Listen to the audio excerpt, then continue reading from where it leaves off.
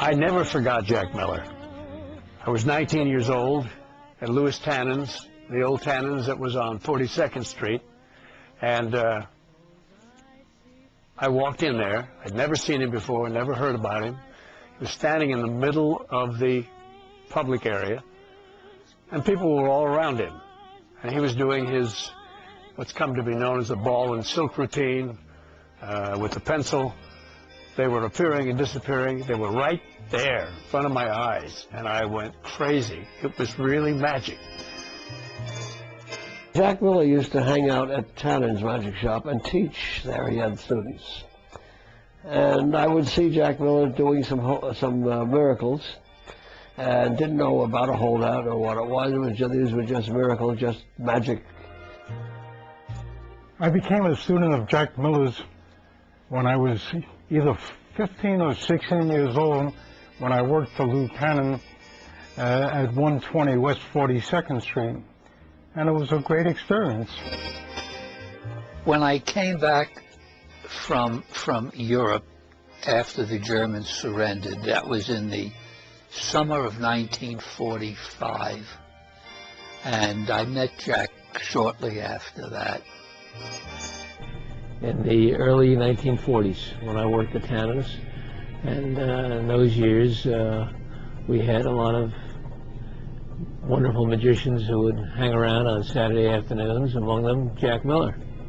I still think it's one of the greatest weapons a magician can have, is a Jack Miller holdout.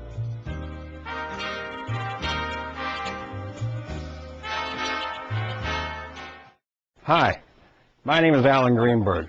When I was about 9 years old, I saw Harry Blackstone Sr. He came to Oklahoma City, and I was hooked. I guess that's a story that almost all of you watching this have a similar experience.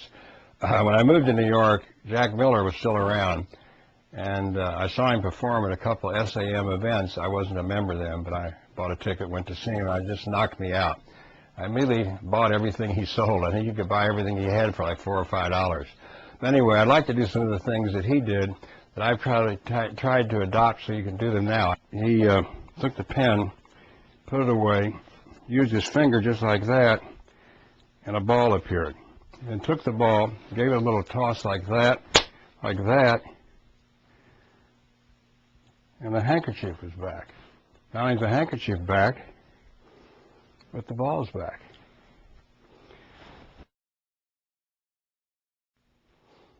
Then he put the handkerchief away, and he was obviously left with just the pen. He took the pen, held it right in front so you could see it, and then he just went like that. You can take an egg out of your pocket, place it in the bag, snap your finger, and the egg is gone. Will you squeeze that bag? Is there any chance there's an egg in there? No, absolutely not. No, of course not. It's gone. That's why.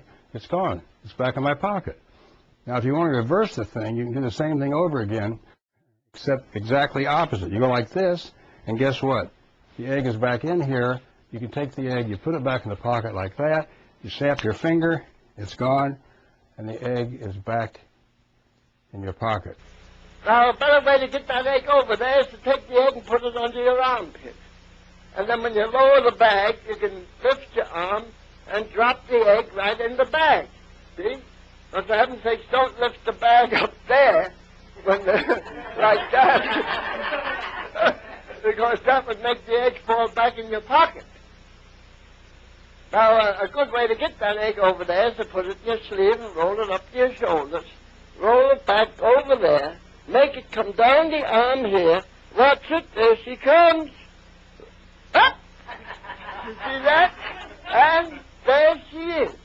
Jack was famous for his cut and restored rope, and I'm going to try to do it for you now. Eric, would you do me a favor? Would you cut that rope right in the middle? So now there's no question. We have two ropes instead of one, right? But watch.